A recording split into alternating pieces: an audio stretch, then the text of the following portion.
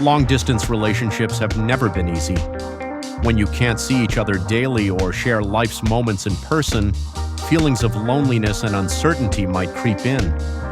However, distance doesn't always have to mark the end. If managed well, it can teach both partners to appreciate one another more deeply, foster trust, and enhance emotional intimacy in a meaningful way.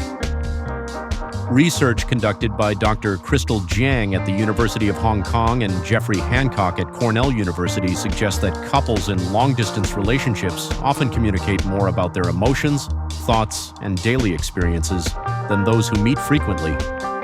This intentional sharing can establish a stronger emotional bond between them. To make long-distance love sustainable, communication remains the key. It's essential to focus on honest and open dialogue rather than control or questioning.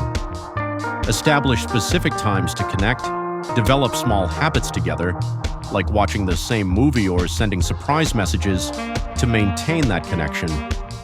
Additionally, making future plans is crucial, so both partners know that the distance is temporary and that they are heading toward a common goal.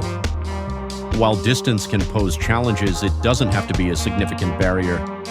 What truly matters is whether both individuals are willing to navigate these challenges together.